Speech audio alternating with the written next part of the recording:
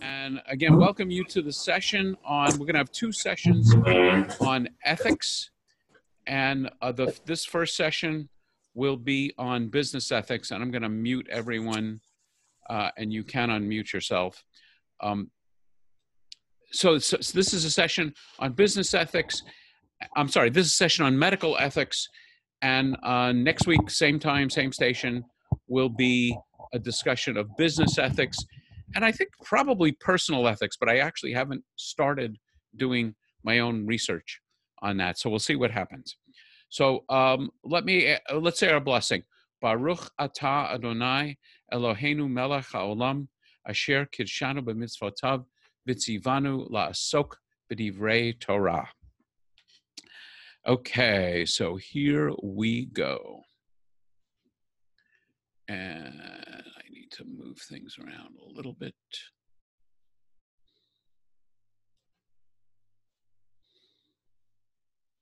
Okay, so medical ethics. And once again, I not only post a video of the slides, but I also post copies of the slides, should you find that to be useful. And what I have is, in my classes, I have two sets of handouts. One is lectures and classes, and then the second is Jewish literacy. Oh boy, let's see now. Chat, I guess someone is chatting. What's some ethics and morals? That's a good question. I'm not sure how to answer that question. Maybe we can have that in a discussion. So anyway, let me just finish this thought, but thank you for asking the question, Bryce. So I have handouts on all of my other classes, and I have a series I call Jewish Literacy. So first 18 sessions, which is kind of Jewish Literacy #1, which is a class for people interested in conversion, and also for just people interested in knowing more about their Judaism. And I have to say that's how I got into my Judaism, by taking such a class. And then now I'm sort of adding topics to Jewish literacy. The last 2 weeks we discussed when bad things happen, a discussion of evil and tragedy, and this week a discussion of medical ethics. I would say the difference between ethics and morals is, I think, at least for me, a working definition, but I haven't really thought about it, would be that ethics are more concerned with very specific rules and what do I do in this specific situation, whereas morals, I would think, would be more general principles. But I'm not tied to that. It's a very good question. So here are the topics that I would like to try and get through this evening. Jewish text and traditions, children's sex artificial insemination, preventing pregnancy and abortion, homosexuality, death and dying, preventing and treating illness, availability and cost of healthcare, and other topics. So a pretty light and quick discussion. Let's see, okay, more people joining. So as I start, I want to point out this wonderful book called Matters of Life and Death by Elliot Dorff. And this presentation is heavily influenced by his book and his work. And in fact, I just want to say every slide, I have been influenced by many things that he's written. He is the chairman of the Rabbinical Assembly's Committee on Jewish Law and Standards. And the Rabbinical Assembly is the conservative movement. So without getting into a detailed discussion of the difference between the movements, I would say Reform Judaism would say Jewish law is binding in ethical discussions, how we treat one another, animals, and the environment. Conservative Judaism would say Jewish law is binding in any and all, at any and all times, and never changes. We have to add new laws when we have new situations. The conservative movement really struggles with Jewish law and will change Jewish law with the times. So if you really want to get into the struggle of Jewish law and how it applies today and what you might actually reject, having considered, the conservative movement is the most interesting group, and he is the dean of that world. So I highly recommend that book. Um, okay. So, a few Jewish texts and traditions. The first one in Deuteronomy, we actually read on Yom Kippur. It's from Netzavim. In fact, I could probably recite it in Hebrew from heart because I've read it so many times.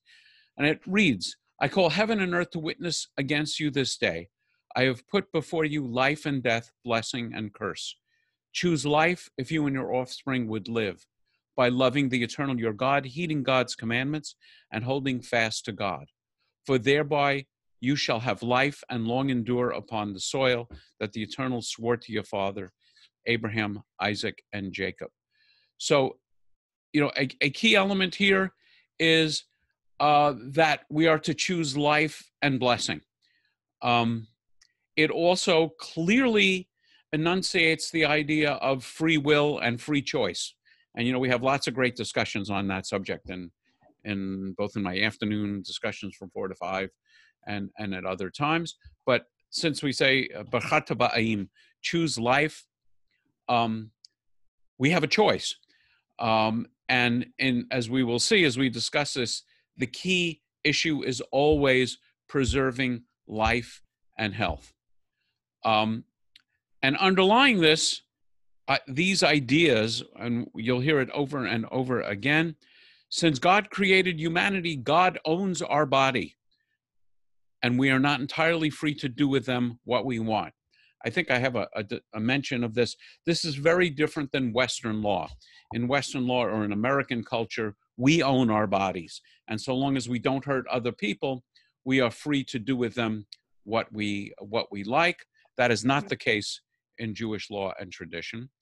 Do me a favor, would somebody, Bryce, would you do me a favor and raise your electronic hand just so I want to make sure I can see it. Yes, okay, thank you. You can put it down. Actually, I don't even, whoops, okay. There's also a very interesting little bit of text from Leviticus Rabbah, which is Midrash, which I'm going to read right here. It's also written there. Hillel the elder, who at the time that he was departing from his students would walk with them. They said to him, Rabbi, where are you walking to? He said to them, to fulfill a commandment. They said to him, and what commandment is this? He said to them, to bathe in the bathhouse. They said to him, but is that really a commandment? He said, yes.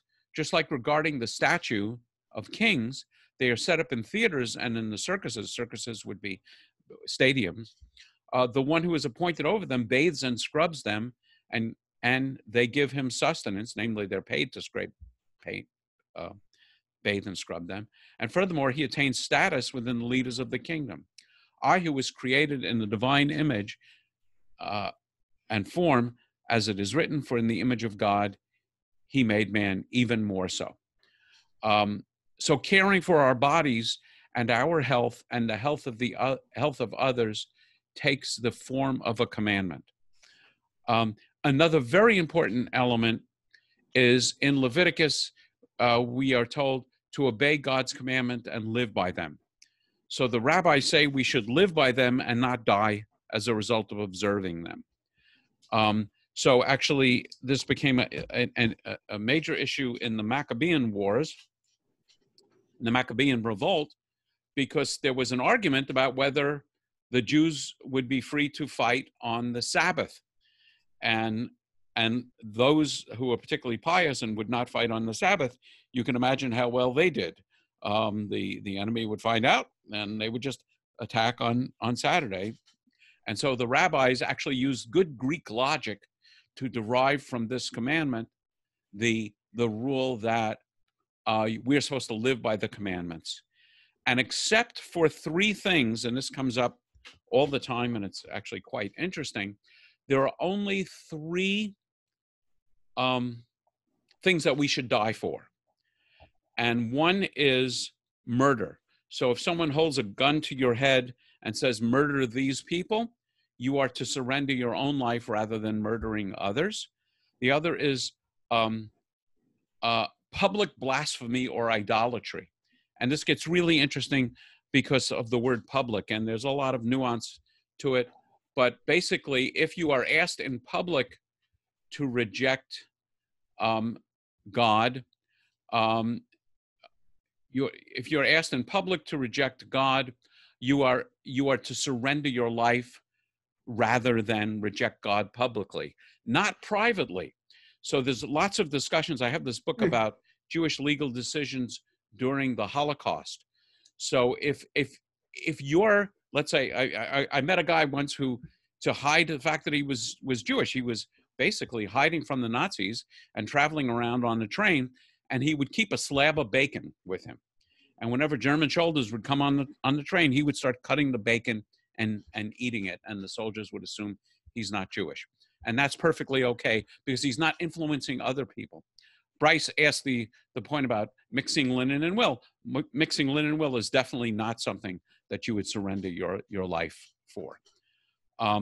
So that's idolatry. And then 2 sexual crimes, incest and adultery. Rather than knowingly committing incest or adultery, you are to surrender your life. I'm hard-pressed to come up with an example on that. Okay, so here is a classical Talmudic dilemma. And if you ever get into ethics, this one always comes up. And I'm going to have a little bit of water while it comes up.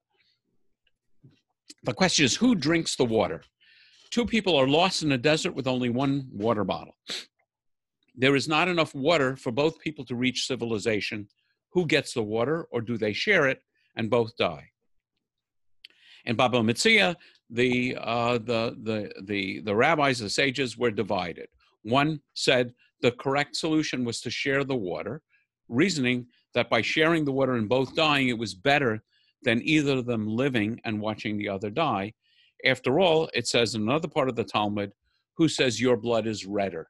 Meaning maybe your friend's blood is redder. Maybe he's more deserving than you are of living. How can an ordinary human being choose who lives and who dies? On the other hand, Rabbi Akiva, whose opinion is the accepted one, declares that the owner of the water is the one who should drink the water. And as a proof, he cites Leviticus, saying that your brother may live with you.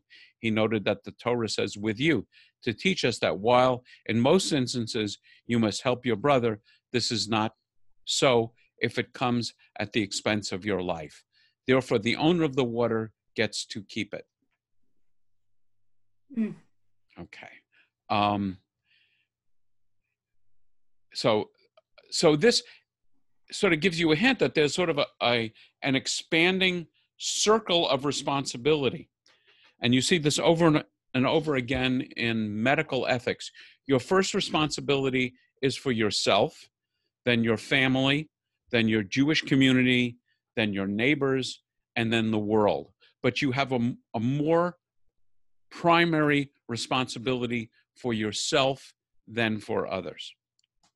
And by the way, I'll point out in this book, if you can see my image,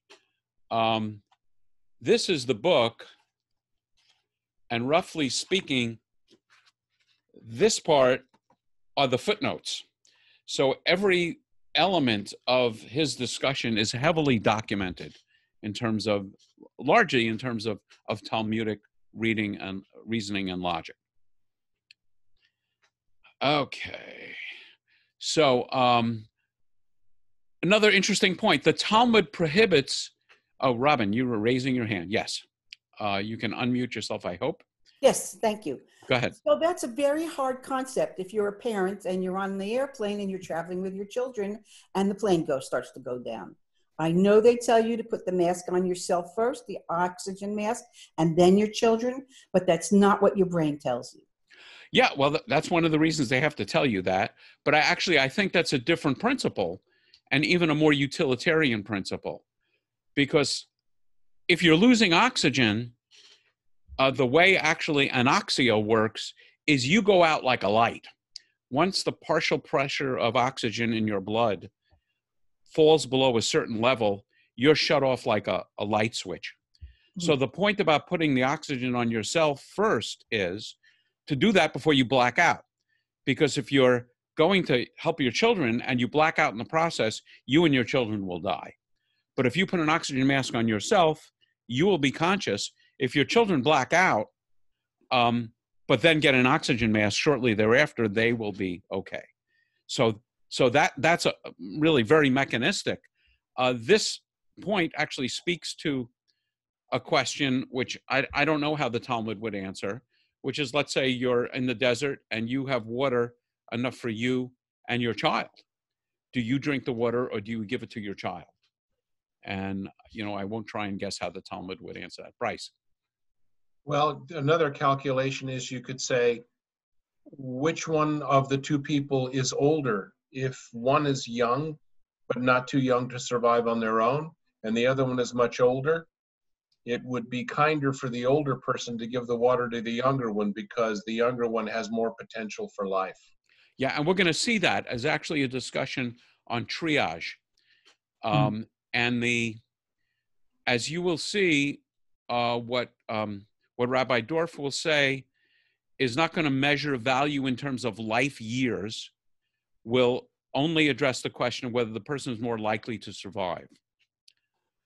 So back to the presentation, the Talmud prohibits Jews from living in a community in which there is no physician. It actually says a scholar, namely a rabbi, should not live in such a city. And who would want to live in a city where there's no rabbi, right? So a scholar should not live in a city where any of the following 10 things is missing: a court of justice, a charity fund, a synagogue, public baths and toilet facilities, because in these times you wouldn't have, necessarily plumbing, indoor or outdoor, for every home, a mohel, a circumciser, a surgeon, a scribe, a slaughterer to slaughter meat in a kosher way, and a schoolmaster. And Rabbi Akiva adds several kinds of fruit, which is necessary for your health.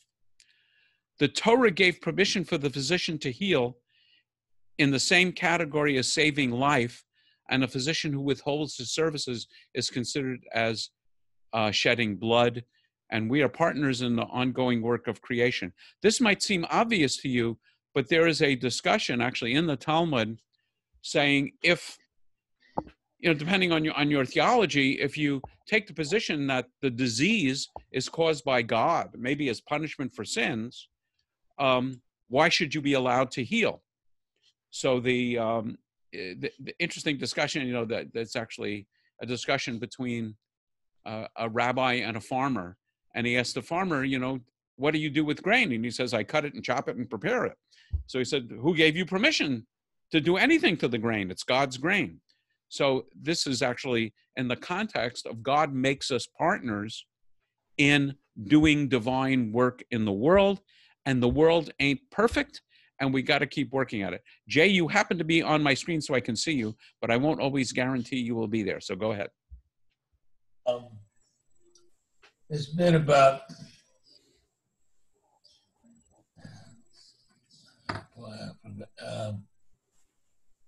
God making you ill or creating something right. As for a sin. Where is that written? So we are presumably punished for sins, yes. But I think the major point is, even if you believe that's true, Jewish theology says you're still obligated to heal. No, okay, so you're creating a thing which I understand, but it's not. You may, for example, I had a huge discussion with a person who said God is creating this epic thing that we're having going on right now because we have sinned. Right. And if there is such a thing as a God, how can he let this thing happen? Number one, I don't believe that God created it. Okay. I don't think that God can cure it. Yeah, so that was actually the subject of the last 2 weeks' discussion. So I don't want to get into it deeply. The real point I want to make is, irrespective of what you believe, Judaism teaches what you're supposed to do. And I come back to this over and over again. Judaism is a religion which is hyper, obsessive compulsive about what you're supposed to do. You can believe whatever you want to believe. You can believe that God causes it. You can believe that God has nothing to do with it. The answer still is you're obligated to take care of your health, the health of the family, the health of your community, irrespective of what you believe. Bryce. So God commanded Adam to live by the earth, and so man has to cut the grain because of God's commandment. Yeah, that would be an answer also. Okay, moving right along. So getting into specific medical and medical ethical discussions. So in terms of children, sex, and artificial insemination, the Torah has two positive commandments regarding sexuality. One is be fruitful and multiply. And it's one of the first commandments in the opening chapter of Genesis. The rabbis, again, will have to decide exactly what we do with this commandment. And they will say that it's understood to applying to the man rather than the woman, although we can have a biology session later. You can't do one with the other, but the man is actually understood to have this commandment. And the minimum necessary childhood production to fulfill this commandment is to have two children, a boy and a girl. And it's understood if you cannot have children because of infertility or some other reason, the commandment is not binding. You're not committing a sin of omission if by not having children, if you don't have children because you can't have children. The other commandment relates to sexuality, and it comes from the verse in Exodus, which says, when a man marries a woman, her food, her clothing, and her conjugal rights he may not diminish. So the Talmud will actually get quite specific about how often the man has to be available to his wife for her sexual desires. And the reverse is not true. And then within the limits of modesty and mutual consent, the couple may have sex in any way that maximizes their physical pleasure. Artificial insemination is permitted and not considered adultery.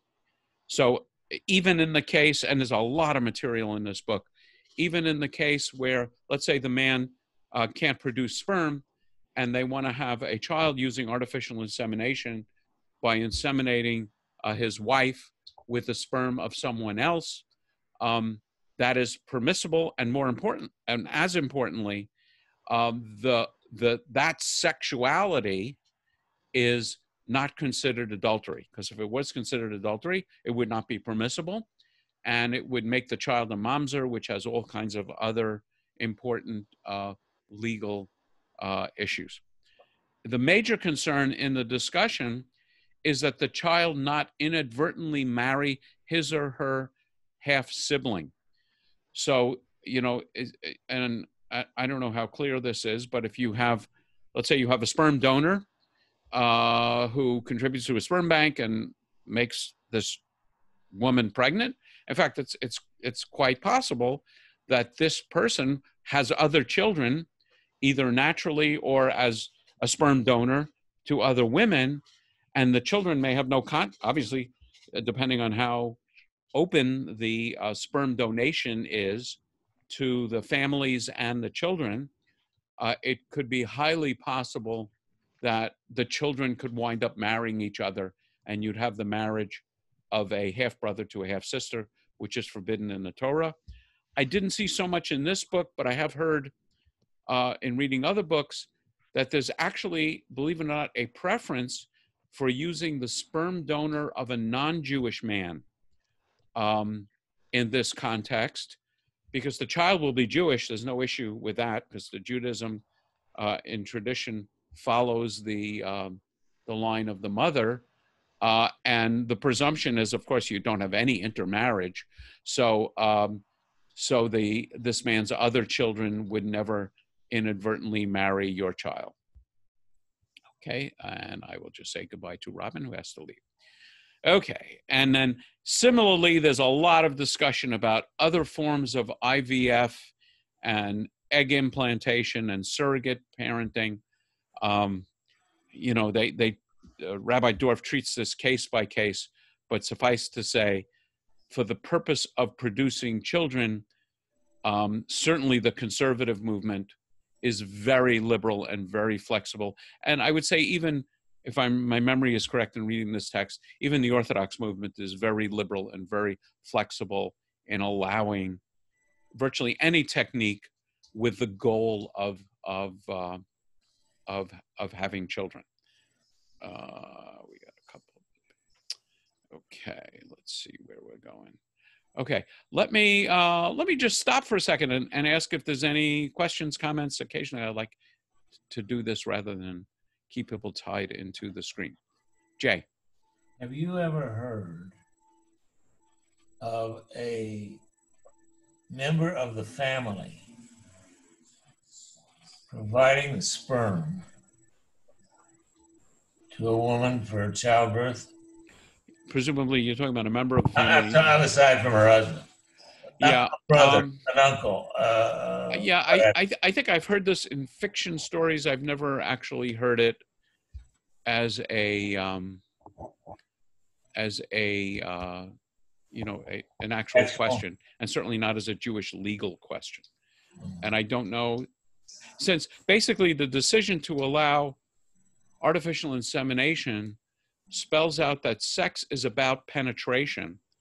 So let's say, to cite let's just take an example, a brother and a sister, and they decide they want to produce a child together by artificial insemination. I don't know if that would be prohibited by Jewish law. It would not be considered incest, I believe, in terms of, because they are not actually having coitus. But I don't know whether, it would be ill-advised according to the rules of genetics, but I don't know if it would be prohibited under Jewish law. And Travis. I was just curious. Can you hear me? Yes. Okay. About is it Genesis with Sarah and Hagar? Right.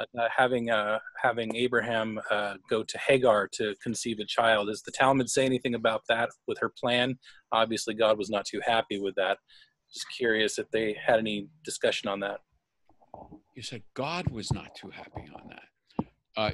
From what I'm understanding. Yeah. So Hagar, Sarah and Abraham are not able to conceive, and he's 99, she's 90. Well, I think by the time Hagar has this 10 or maybe 13 years earlier, and so Sarah lets her handmaiden go to Abraham to have a child. And I think that you could use as a proof text for surrogacy, even though presumably they have sex in a normal way. Having more than one wife was not an issue. She, I think, is considered more of a concubine than a wife. And I'm not really familiar with all the laws about concubinage and wives. So the issue with Abraham getting upset with Hagar has to do with the way Hagar is treating Sarah, and maybe even the way that Ishmael was treating Isaac. But I think the issue of having children is not such a major issue. Deborah, you are muted, so can't hear you yet. I'm going to unmute you. I'm going to try. I'm still trying. Itself. Okay, now we got you. Okay. On the previous slide, it said that the commandment to be fruitful and multiply would not pertain to couples who were infertile. Yes. Okay. But it's my understanding that, at least among the Orthodox, if you're married 7 years and you don't have a child, you are encouraged to divorce. Yeah. So again, I'm far from. I'm sorry? You're not forced to divorce. I mean, I know that Rabbi Schneer didn't divorce, but you're encouraged to divorce and move on to someone who can give you children. Yeah, so there are reasons, and I don't know if this is in Torah. Again, I would want to do some research on this, but there are many reasons which constitute reasons for divorce. And this is probably one of them, but there are also other ones. But if they decide to stay together, they are not violating the commandment of being fruitful and multiplying. And these techniques of artificial insemination and in vitro and all the other things are certainly applauded, but they're not mandatory in terms of, I mean, you might think that a couple would have to go to in vitro fertilization or surrogacy or whatever in order to fulfill the commandment of being fruitful and multiplying. So the tradition says it's a good thing, but it's not commanded. Okay? Okay, and Jane. It's me, and I think I'm not muted. Okay. Yes. So if there's concern about artificial insemination and making sure that a half brother and a half sister, if a half brother is not used to inseminate, then how is it that a brother and a sister could agree to artificial insemination with each other? So I'm not saying that they could agree. What I am pointing out is the issue is coitus. The issue in Jewish law against incest and adultery is not insemination, but coitus. And there's a really interesting example in the Talmud about this. In the Torah, it says the high priest can only marry a virgin. Okay? So in the Talmud, they discuss the following question. Suppose you have a virgin who has had a child. Is she eligible to marry the high priest? And they're not talking about you-know-who. What they specify that what they are talking about is the possibility, which we know medically is not a possibility, that a woman could be in a public bath into which a man has had an ejaculation. God, I'm so glad there's no kids here, younger than my nephew Kyle. Into which a man has had an ejaculation and the semen enters her, and she might become pregnant without having a child, without having intercourse. And through a discussion, they decide the critical issue is intercourse, not impregnation. So therefore, artificial insemination is perfectly okay.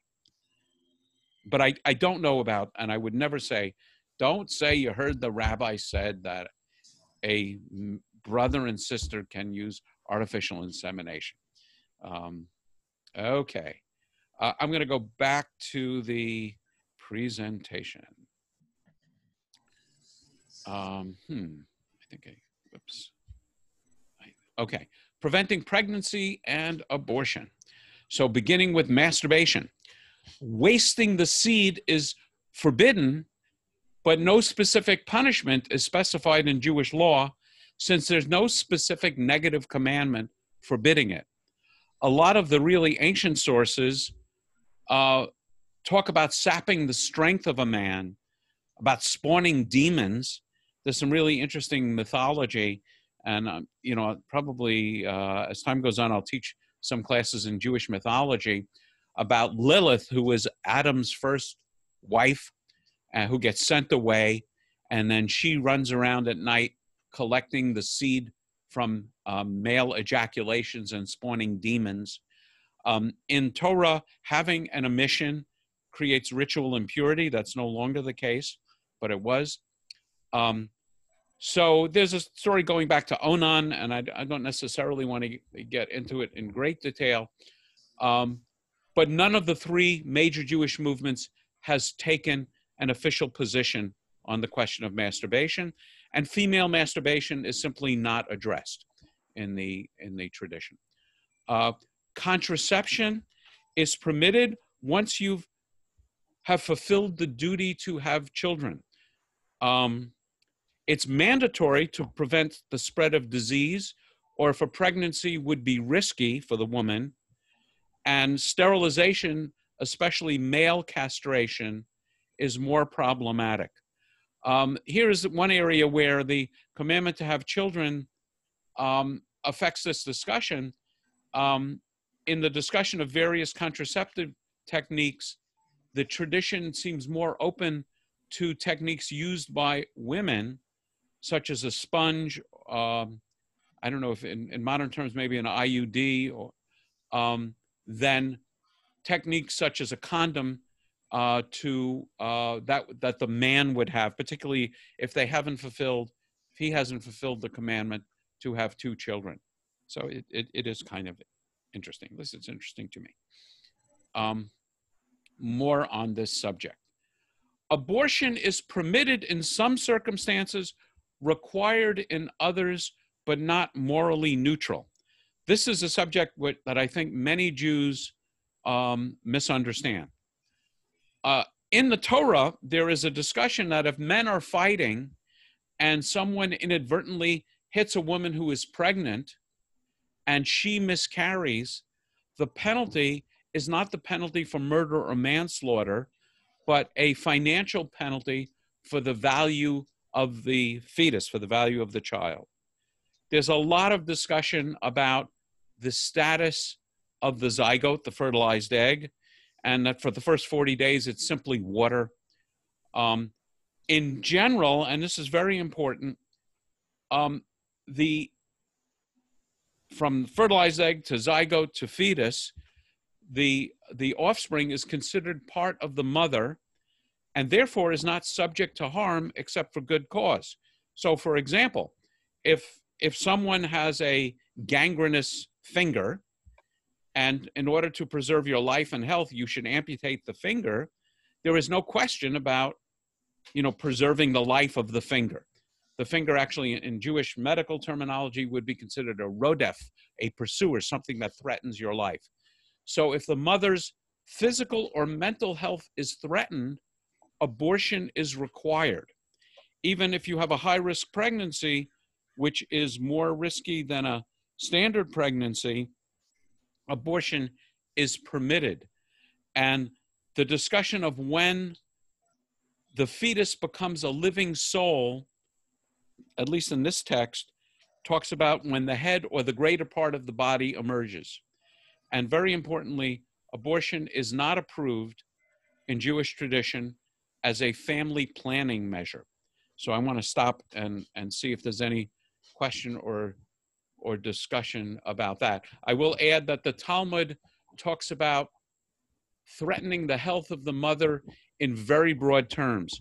So there's an example in the Talmud, which again, I don't think has any basis in medical truth, that it is, if it's understood that carrying a pregnancy will make the mother deaf, and this would be horrible to the mother, you're allowed to have an abortion. Now, I don't know whether it would be considered permissible or mandatory in that case, but abortion is permitted. But as simply a form of family planning, we already have 3 kids, we're planning a trip to Paris, and it's inconvenient for us to have children. Jewish tradition would specify that abortion is not permitted in such case. So I'll call on Beth and then Erwin.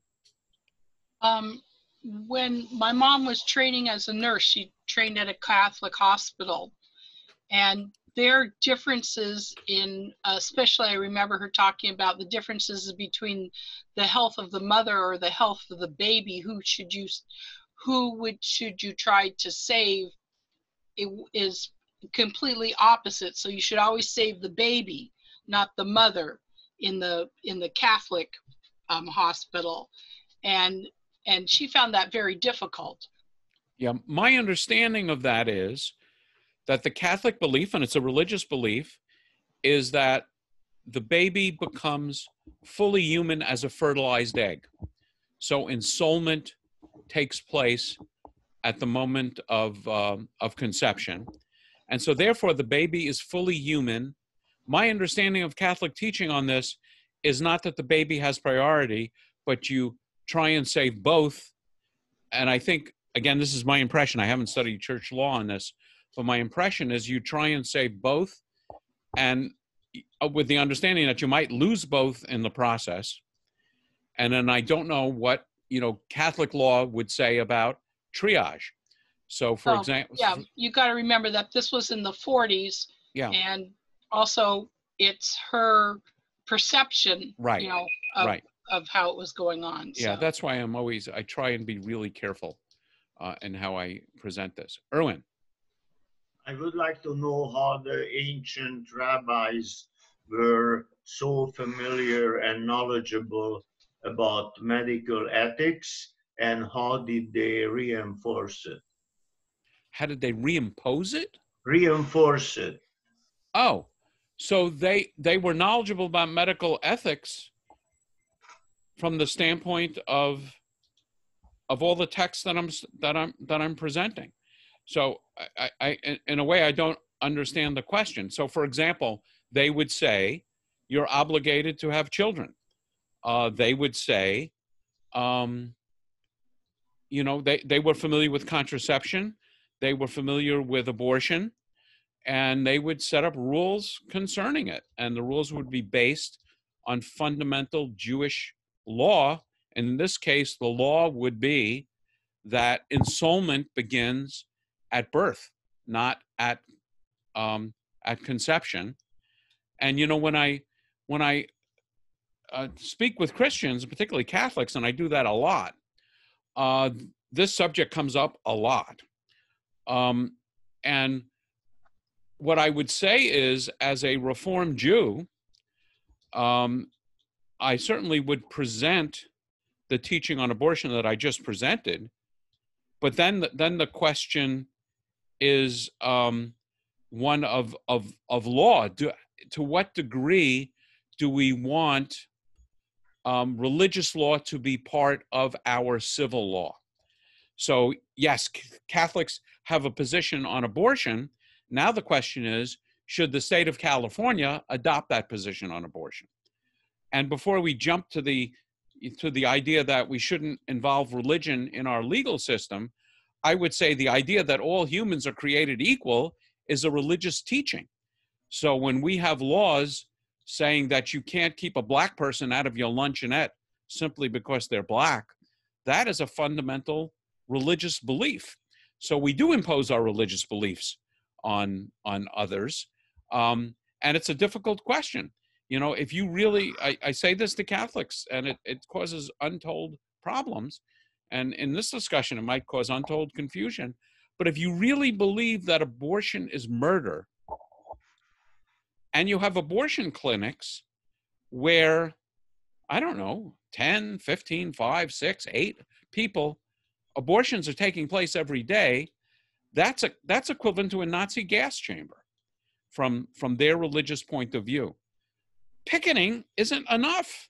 I mean, if we really had that kind of mass murder going on, you know, we would try and actually interfere and kill the murderer.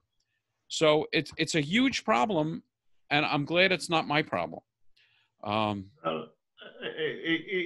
know, I doubt very much, because during labor and delivery and the last semester, there are certain medical problems can arrive. Mm-hmm. And if you have a breech pregnancy, you don't know till the last minute if, right, if the mother's life is in danger or the child. And when you all of a sudden the baby is arriving and there is a hemorrhage, you don't know. Right. So let me. So certain things, it was impossible for them to know. If the mother has a fever, they didn't know that time if it's. So I would say don't underestimate knowledge at that time. There's a specific reference in the Talmud which you might find shocking, and that is if a woman, and I don't know to what degree they were familiar with cesarean section, but there is a specific discussion that if a woman's life is threatened and the baby can't be delivered, you are allowed to cut up the baby in utero to remove the fetus from the uterus, because the baby has not yet emerged and is not considered a life. And if it's threatening the mother, it's permissible. This is not last trimester. This may be the last few days. It's permissible to cut up the baby and deliver the parts of the baby so as not to threaten the life of the mother. And that actually is discussed in the Talmud. Beth. My husband Dave had something to say. Yeah, you cited religion as some of the basis of this stuff. But Yes. some of the basis doesn't have to be religion. You know, I didn't say it had to be, but I would say, again, I'm not a political scientist, but the writers of the Declaration of Independence, the Constitution, were deists, and they said that everyone's, you know, imbued with, I think they used the term God-given rights. So I would agree with you. It doesn't have to be, but I would say that many of us, when we are adamant about equal rights for various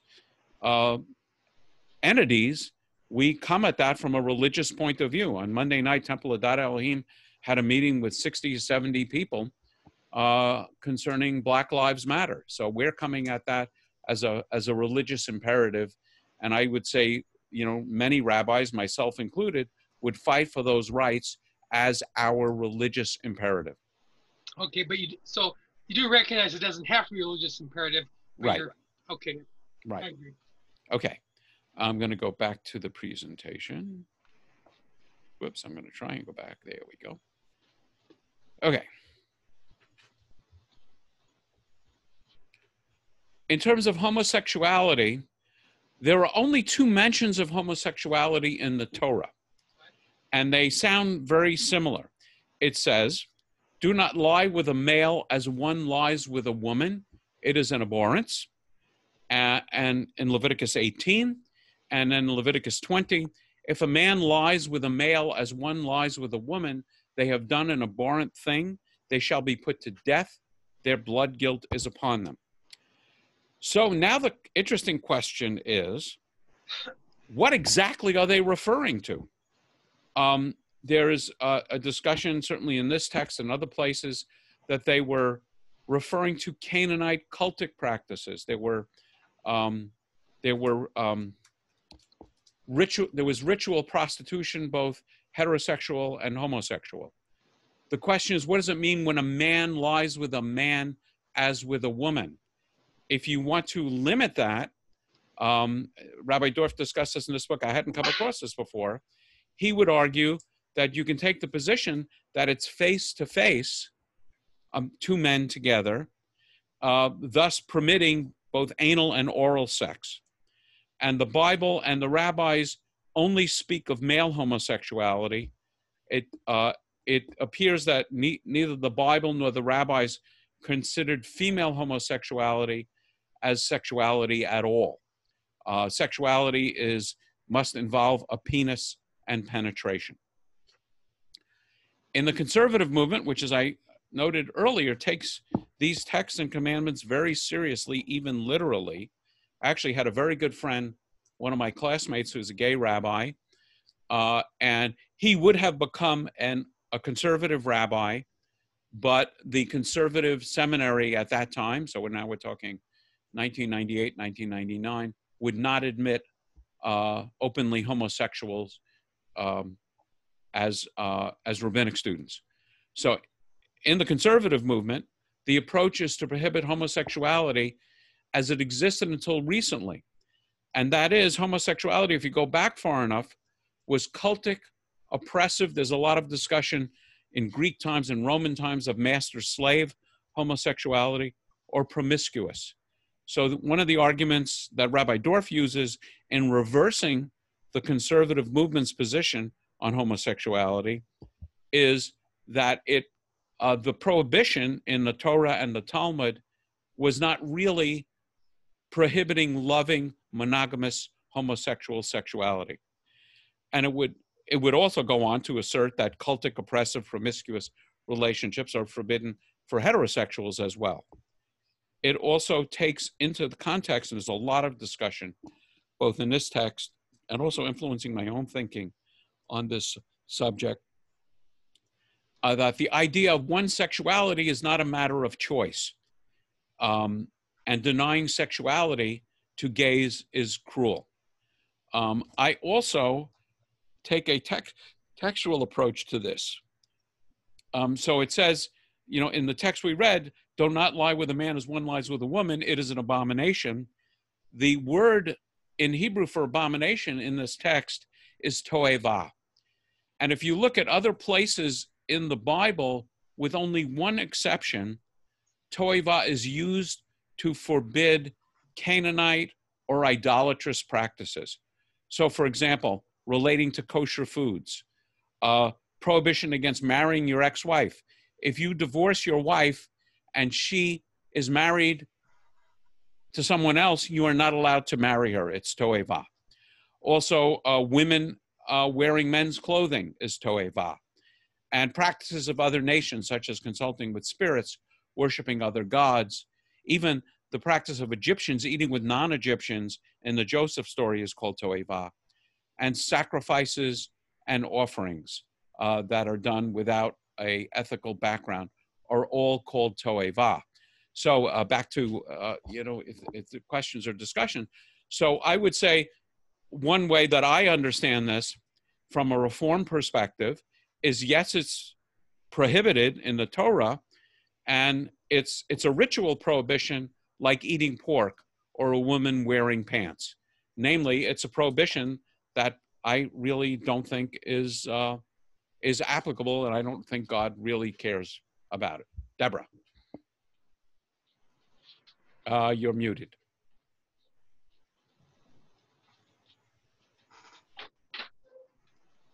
So it's all right for men to wear women's clothing. I don't think that's prohibited. Right. Yeah. So J. Edgar Hoover would be just fine. As long as he didn't lie with a man as with a woman, but since he's not Jewish, no problem. Okay. I'm pretty sure he's not Jewish. Erwin, you had a question? Yeah, how do you interpret Leviticus 18:8? You do not lie with your own kind. You do not uncover your own kind, or something like that. Leviticus 18:8? I think 18:8. What we read in Yom Kippur or... It says, the nakedness of your father's wife you shall not uncover. It is your father's nakedness. So basically, you're not allowed to have sex with relatives. Yeah, but how many times we see in the Bible that they had sex with their father? Oh, so that's Lot and so that but it's still in the Torah. Yes, I agree with you. So go watch my session on illicit sex in the Bible. Well, yeah, I watched it. Okay. So I would say it's forbidden. Jay. Rabbi, talk to me about the feelings of, I guess it's got to be the Reform movement, because I think I know what the conservative and Orthodox movement is, but the LGBT. I don't know ask a more specific question. What do you mean by the feelings? Well, they're talking about homosexuality. Right. That's a man and a man, or a woman and a woman. Yes. Okay?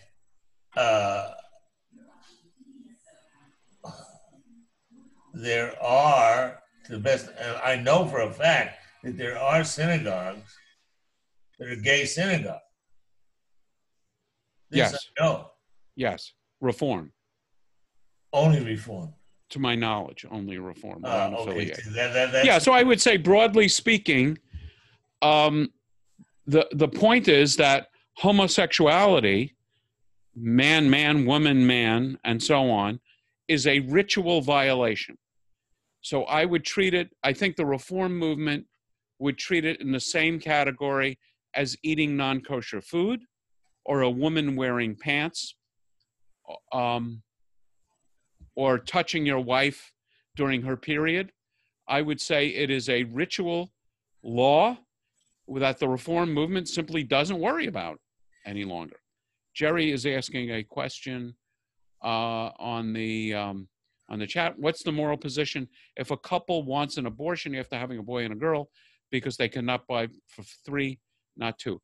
I would think, unless it could be shown that would be severely damaging to the mother's mental health, that the abortion would not be permitted. Abortion would not be permitted as a form of family planning, retroactive contraception. That would be my guess. How about if you were to plead mental health? If you were to plead mental health? Yes. To whom are you pleading? To the guy who's turning you down because You're talking about to the doctor or to the rabbi? Well, Wherever you go to get the approval of an abortion. Abortion is legal in California. They're not going to ask the reason. So we're talking about the difference between religious law and secular law. Oh, okay. So if an Orthodox Jew or a conservative Jew went to his or her rabbi and said, we're pregnant, we've had 2 children, we simply don't want another child, is it permissible under Jewish law for us to have an abortion? That rabbi would say no.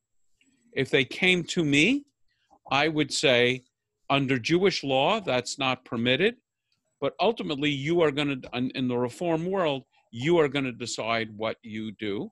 But I would point out that under Jewish law, that's not permitted. And under state of California law, it is definitely permitted. There may be rules about 3rd trimester, but other than that, I'm not familiar with restrictions on abortion. Erwin. Yes, if a person undergo surgery for sex change, and after the sex change you perform a homosexual act, is that legal or illegal? Because you cannot. I would say at worst it's toeva. It's as bad as a woman wearing pants or eating pepperoni. Okay. Okay. Pepperoni is good. I am going to go back to the presentation. I don't believe in that, but it's okay. Okay. Here we go. Death and dying. Preparing for death. It is definitely encouraged to have an advance directive or living will. Whenever I meet with couples preparing for marriage, I give them copies of a little booklet called 5 Wishes, in which they can spell out their desires for how much intervention they want, in the case of a terrible, horrible illness, and who they appoint to make decisions if they cannot make decisions. And if you're interested in that document, I have a whole bunch of them. I buy them. If you buy them in bulk, they're really inexpensive. And I do.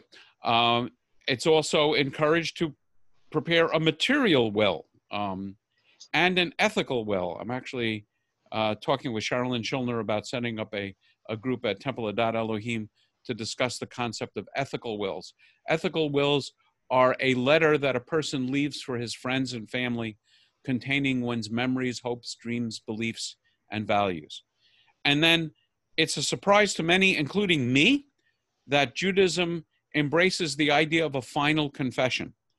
And it's called a tziduk hadin, which is, I guess, the justice of the judge, the righteousness of the judge. You're acknowledging God as a righteous judge. Or a vidui. We have the vidui on Yom Kippur, and I often explain to someone, and I did a lot of work in hospice, and I would visit people who are on their deathbeds, sometimes conscious, sometimes not conscious, and I would either for them or with them lead them in a vidui, in a final confession. And the way I used to explain it is it's kind of like a Yom Kippur, because it's possible that you may not be able to be around to celebrate the next Yom Kippur. But what I have since learned is that Yom Kippur actually comes from this, that Yom Kippur, since one of the themes of Yom Kippur is embracing your own mortality, you are actually saying confessions as though you are on your deathbed. This is the subject of very interesting legal discussions, the process of dying. So active euthanasia and assisted suicide are forbidden acts of murder, irrespective of the motive. So ending someone's life, even though they're in terrible pain and they want to die, is forbidden. It's murder. In American thought, our value, broadly speaking, is tied to what we can do and the fact that we own our own bodies. In the discussion, actually, I read in this book, I was surprised to hear Rabbi Dorff speaking about this. I really don't know. I always assumed that suicide was illegal, but Rabbi Dorff was saying it's not illegal in Western, in American law. In Jewish thought, our value is tied to being created in God's image. Our bodies are God's property, and Jews may not injure themselves, much less kill themselves. Bryce. I'm reminded of something. I think we discussed this or was brought up recently about a Jewish woman who was a spy and she was captured, and to Yes. prevent her from revealing secrets to the enemy, she took her own life. Yes. That was- Yeah. One of the ladies who drops into our afternoon discussion said she had visited this woman's grave, and it was during the Ottoman period. And I think the spying was against the Turks, and this woman killed herself to prevent her from revealing information. And she was buried in a Jewish cemetery, but they put a fence around it. So there's all kinds of issues that I'm not going to get into about rules. If someone commits suicide, you're not supposed to give them a standard funeral. They're not supposed to be buried with other Jews in a cemetery. But then the rabbis rule that in every case where it's possible to make this ruling, that the person committed suicide because they had lost control of themselves. They were responding to an irresistible urge, such as being in terrible pain. So although they committed suicide and are subject to all these penalties, since they committed this sin under the influence of an irresistible urge, we don't apply those penalties. But clearly, if someone helped them, assisted suicide, that would still be a problem. Would be murder. Now, having said that, there's a lot more going on. So the appropriate response to pain, suffering, cost, because some of the issues get in. Believe me, I worked a lot with hospice. And basically, what Rabbi Dorff and I would both say is the appropriate response to working with someone is hospice care, which is focused on not curing disease, but treating pain, and in many cases, most cases, allowing someone to be home and providing, hospital beds and visiting nurses so people can remain at home. It is permissible, interestingly, to pray for your own death or to even pray for another person's death as a relief from suffering. And here's where it gets, in my mind, very interesting. Passive euthanasia. One of the things Rabbi Dorff keeps coming back to in this book is that it's only recently that medical care could significantly extend life. It's really only with, by and large, the invention of antibiotics that medical care could do a lot. But our tradition allows and even requires that we do not interfere with the dying process. So some ancient examples are the following. If it's thought that the sound of a wood chopper is keeping someone alive, you're allowed to stop the wood chopper from chopping. This particular example is very meaningful to me because my mother, of blessed memory, was in a coma for 1.5 years and on a respirator for 1.5 years. And this rhythmic sound, I don't know if you've ever been in a room where someone's on a respirator, but it's this rhythmic, repeating, never-ending sound. There's a discussion, which I don't know if it has any basis in medical reality, that if someone has salt on their tongue and it's believed that that salt is sustaining life, you're allowed to remove it. And then there's another story about a bunch of people gathered around the bedside of a great rabbi. Actually, I think it's Rabbi Yehuda Hanassi, the compiler of the Mishnah, and he is suffering and suffering, and his students are praying that he not die. His maidservant goes to the roof with a big bowl, a ceramic bowl, throws it off the roof, and it smashes. And when it makes this loud noise, the students pause for a second, and he dies. And the Talmud doesn't criticize her at all for doing this. More on that. So we are allowed to let one die. We may not prolong the dying process. And as you can imagine, drawing the line can be difficult. So removing machines and removing various tubes may be removed.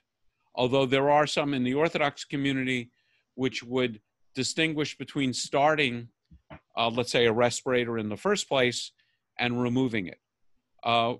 But certainly in the Reform and the Conservative movement, withdrawing or withholding life support is permissible. We can administer pain medication even if the medical opinion is that this pain medication may have the side effect of hastening death. So you can imagine administering large amounts of painkillers that, you know, will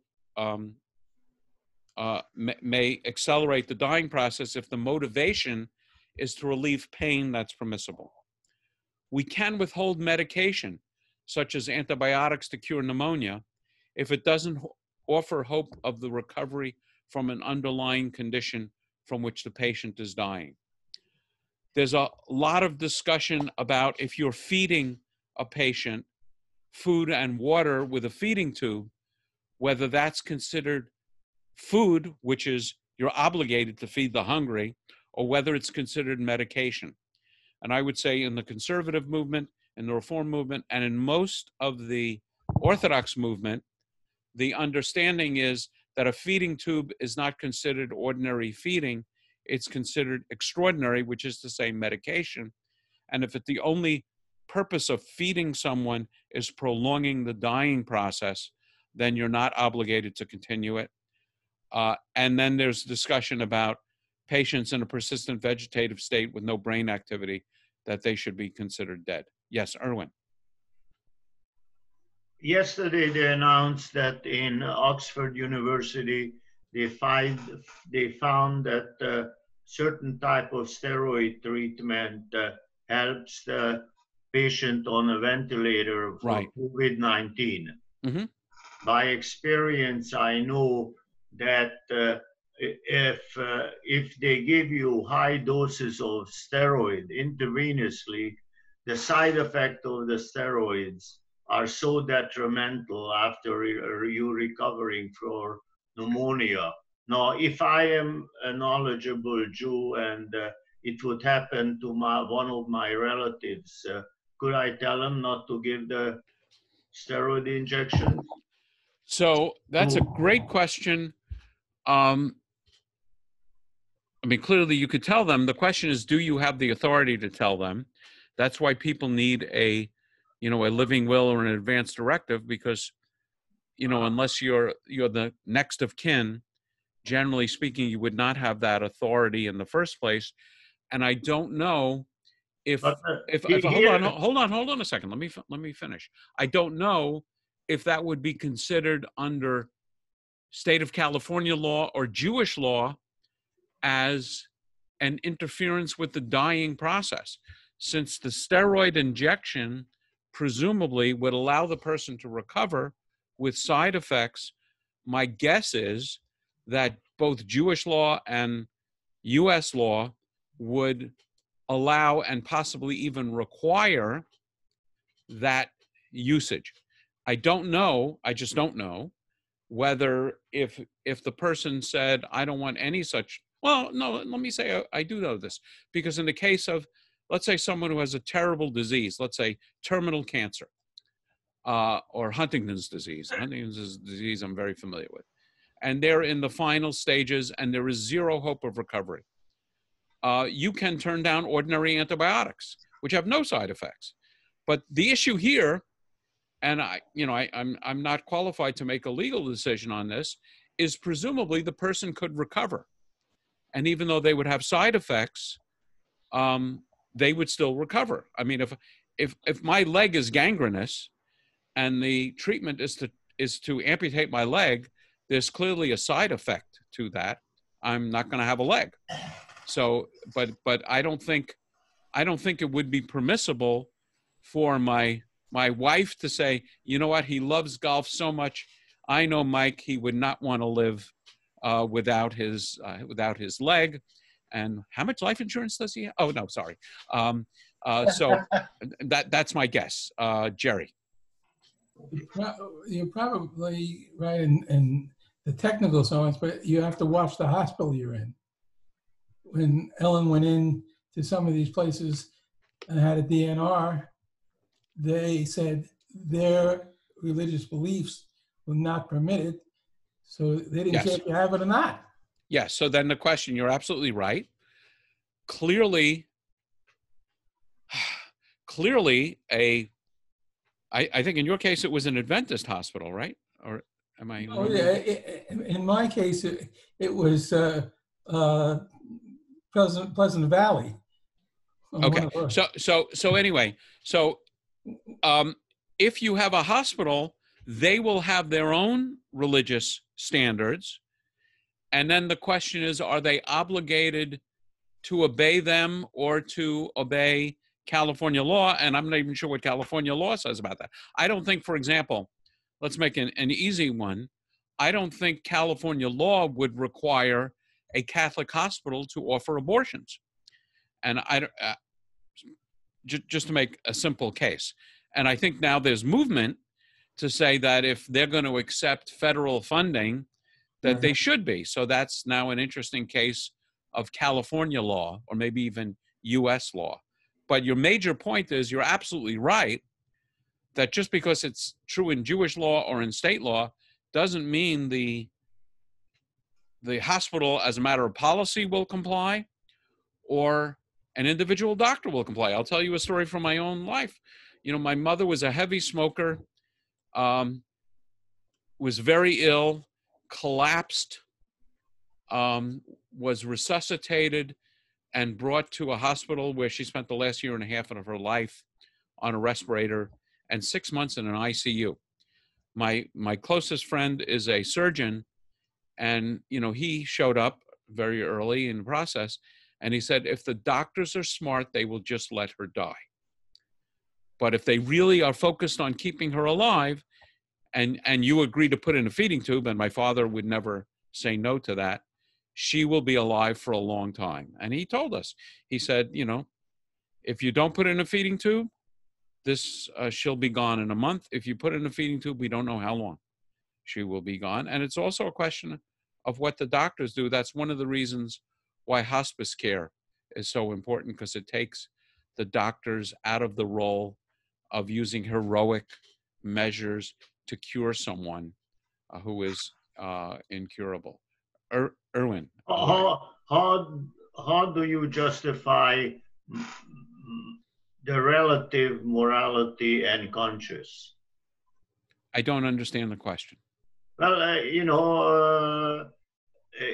if a patient let's say has no brain waves already, yes, and they don't want to take her off from the ventilator, because it's a mechanical machine, right. And your morality and your conscience says pull the plug, and they don't allow you to pull the plug. Yeah, so then it becomes a matter. It becomes a matter of California law.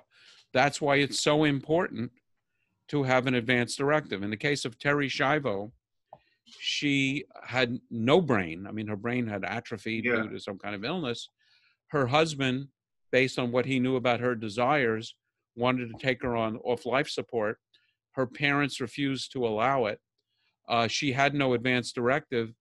It went to the Florida legislature, the U.S. Congress, and the Supreme Court before they allowed her to pull the plug. That's the reason why I give couples these advance directive documents. Because again, there's the issues of morality and U.S. law. Okay, moving along. In terms of after death, the key principle is kavod hamet, honoring the dead, with the underlying idea that even in death, the body remains the property of God. So it demands respectful treatment of the body and a prompt funeral. The other principle is chesed, loving helpfulness. So to be there emotionally and financially for people who need help, caring for their dead relative, and then pikuach nefesh, the obligation to preserve life and health. Cremation is prohibited in Jewish law because it dishonors the dead. It's often chosen, in my experience, as because it's much less expensive than burial. But in that same light, people should be made aware that a simple casket and shroud are traditional in Jewish law, that communities should support burial.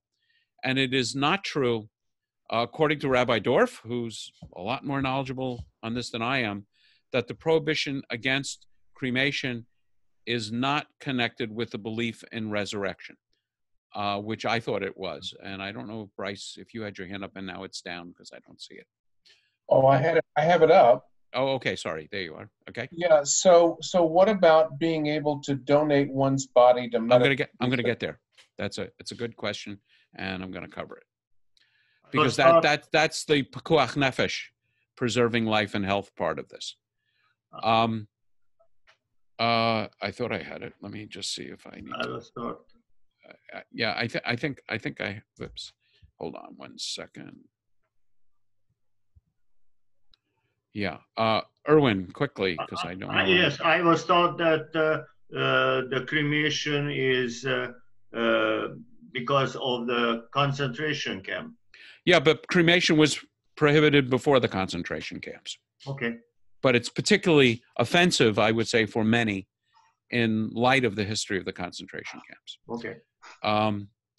So treating illness, preventing illness, neither dietary laws nor washing rules were originally intended to prevent illness, but they may have had that result. Most movements have come out against smoking, which I didn't know. In terms of visiting the sick, it's a mitzvah, which is to say a commandment, not just for clergy and professionals, but a mitzvah, one of the 613 for any and all Jews. There's an interesting discussion in the Talmud that says he who visits someone who's ill takes away 1/60th of his pain or illness. And as you can imagine, if you know something about Talmud, they quickly say, okay, then let's get 60 people to visit everyone who's ill and they will be cured. And they understood something about mathematics in saying that each person visiting takes away 1/60th of the remainder. And I won't do the progression analysis to cover that. It also goes on to say, he who visits the sick causes him to live, while he who does not causes him to die. He who visits the sick prays that he may live. Yeah. And then there's a whole interesting discussion about, do prayers work? And how do they work? So anyway, if there's, I'm not going to get off on that because we're running a little late, but it's a very interesting discussion. So there's very specific advice in Jewish tradition on visiting the sick. Who should visit? Everyone. Be sure the visit is welcome. Quite often, you know, if you call, and you should always call, you may not be able to call the person, you can call relatives, find out that the person really wants to see you. Time the visit. The first few days, let's say, of a hospitalization or a real illness at home, the priority goes to family. And then one of the concerns is that as time goes on, people kind of forget. So it may be more important to visit in later days of the illness. Time the hour of the visit to be convenient to the patient. Position yourself to make the patient feel comfortable. Sometimes if the patient's in bed and you're standing over, you're physically looking down on the patient. And it may not be easy for the patient to adjust his or her head to interact with you. Attend to the patient's need. Offer specific things you can do.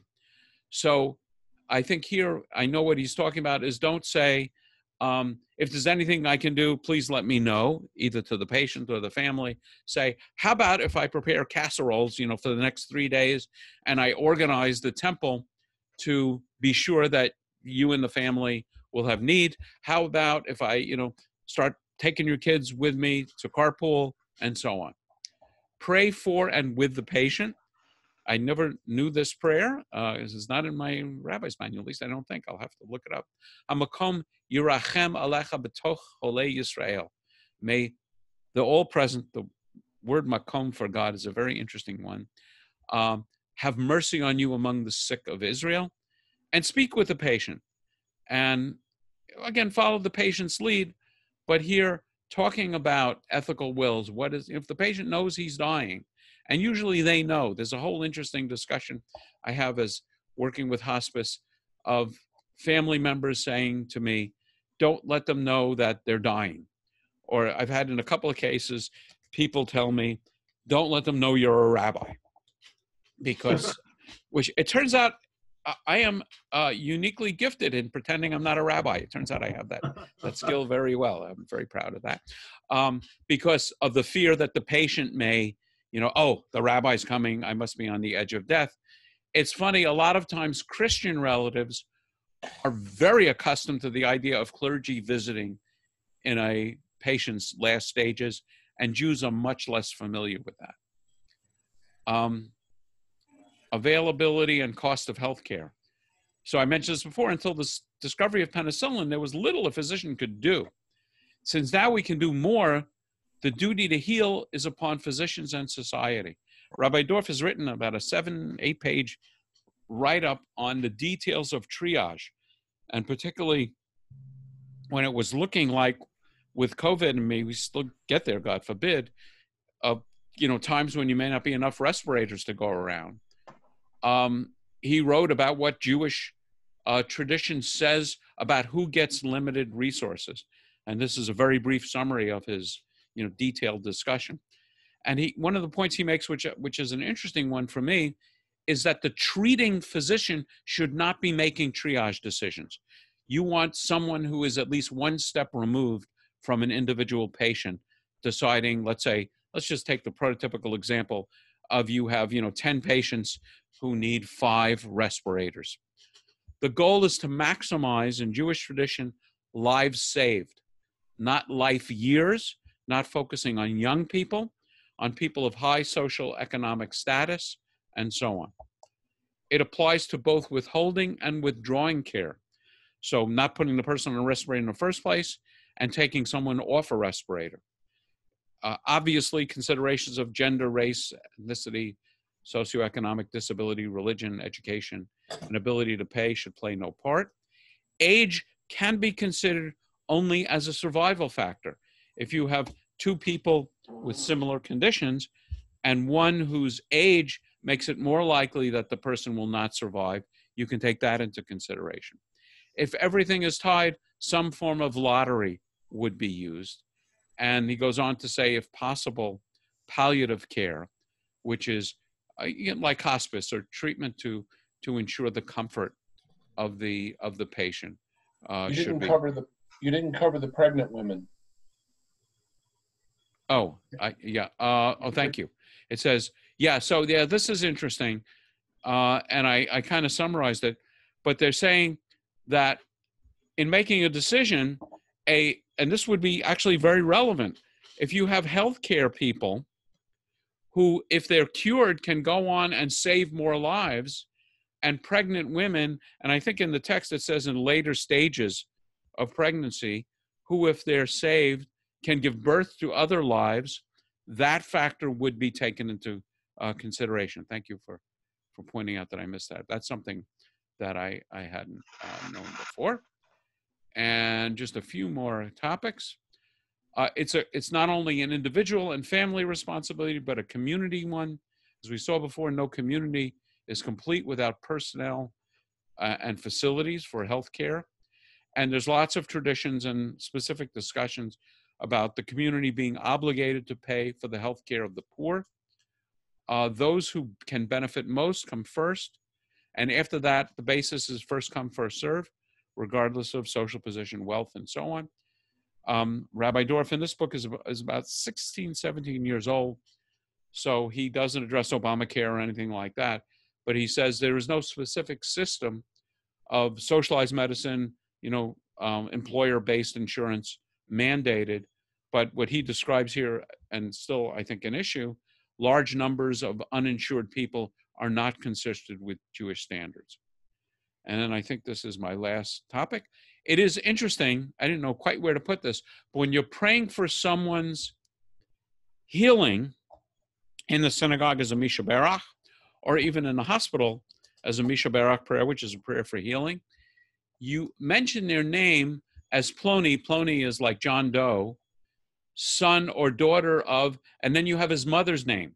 Whereas for all of the purposes in Jewish tradition, the person's name would say, let's just say, Avraham ben Sarah. I'm sorry, Avraham ben Yitzhak, or Yitzhak ben Avraham.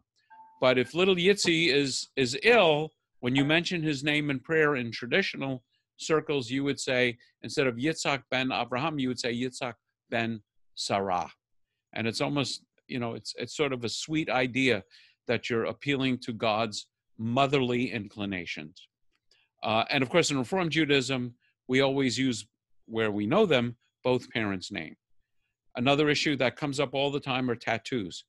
They're prohibited in the Torah as relating to pagan rites, but there are no legal sanctions specified in Jewish tradition.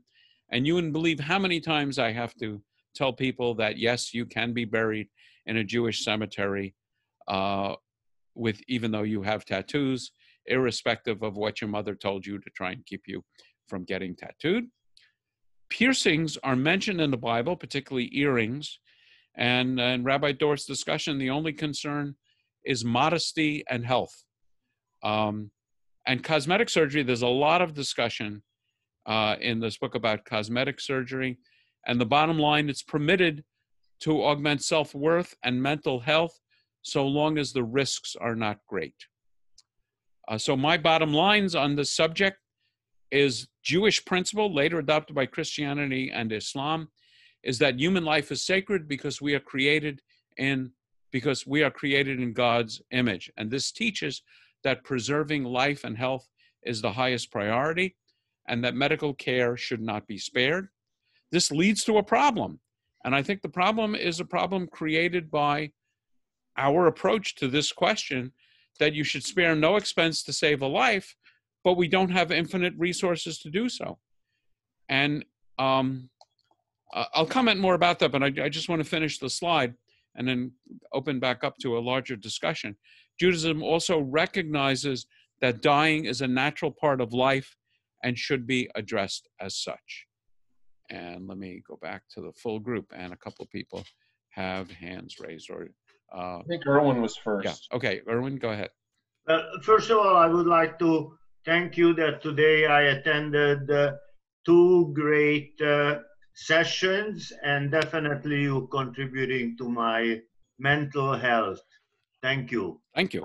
The second of all, I would like to mention to you that I am personal non grata at Los Robles Medical Center, because for 3 or 4 months I went after Shabbos and did Misha Berach for Jewish patient, and they found out that I never pretended I was a rabbi.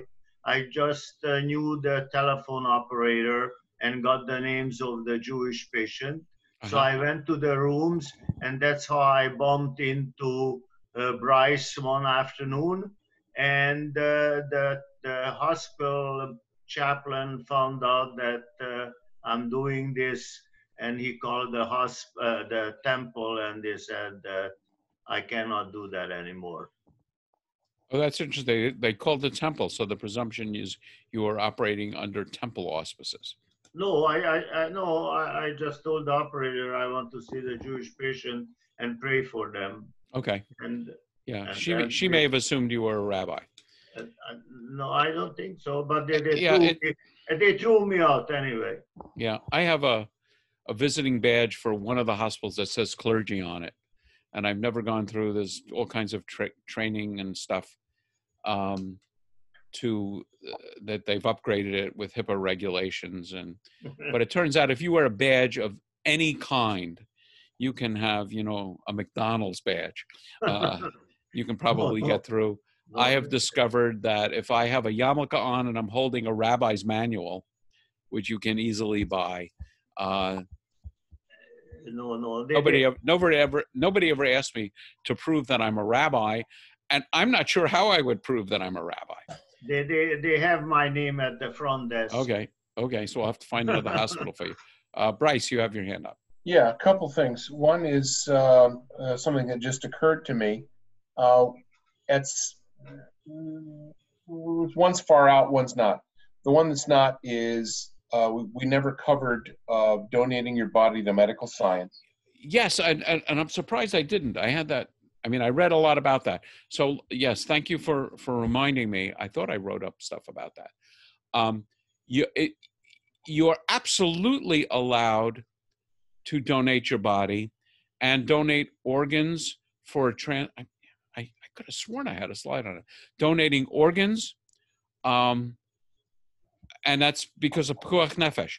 And anything to help save someone's life, even very indirectly, by having an autopsy to find out what it was that killed you, with the expectation that, well, let's take COVID, to have doctors do autopsies and detailed investigations, let's say of your lungs, your kidneys, whatever, that would result in improved knowledge that would lead to saving other lives. I think would rise to the level of mitzvah. Yeah, I would think so. Okay. The one area which was kind of interesting in this book, they said generally donating your body to medical schools for as a cadaver so that doctors could practice on a body. They said there are so many available that they really don't need it. No. The one interesting discussion, and I don't remember the numbers, is that the number of Jews. So what Rabbi Dorf said, and I'm really sorry I left this out. What Rabbi Dorf said is that being an organ donor is a mitzvah, which is to say it's a commandment. It's not optional. And he says it's a particular shanda, a shame on the Jewish community, because the percentage of Jews who are organ donors is far less. I don't remember the numbers, and this would be 17 years old anyway, is far less than the general population. And I think it's because of the mistaken belief that God can't resurrect you without all of your body parts. And that's why you are buried with all your body parts and autopsies, and even with your blood. And like if you had an arm amputated and 20 years later you die, you're supposed to be buried with that arm. So that's part of Jewish tradition. And many people, I would say not unreasonably, would say, well, to donate my liver is a problem. But because it's pikuach nefesh, it's a mitzvah. And what Rabbi Dor says, it's a particular mitzvah because not being a donor brings relative shame on the Jewish community. So I found that interesting. I thought I read years ago that there was a discussion if the donated body part didn't preserve life, it might be treated differently. So I thought I read once in the Orthodox community, they would not allow cornea donations because someone who needed a cornea doesn't need it to live, but it improves the quality of their life. So even in the Orthodox world, that is permitted. There's some interesting discussion about donating, let's say, from a living body. So classic one being donating your kidney to someone else. And or even part of your liver. Yeah, or part of your liver. And there the operative question is, to what extent are you endangering your own life by doing so? Erwin, I'll give you the last official question, and then I'm not going to go anywhere. I just want to tell you at UCLA law and California law in pathology, surgical pathology requires that you keep the specimen a minimum of 3 months. And I had a lot of major discussion with Evra Kaddish because they didn't want to bury the person. And I had to ask special permission to give them the organ or whatever it was, because they didn't want to bury the. Yeah. So I guess if you can get permission without Yes. violating law, Yeah. and if reclaiming that specimen wouldn't reduce its usefulness for healing others, then that would make sense to me. Okay, I am going to stop the recording.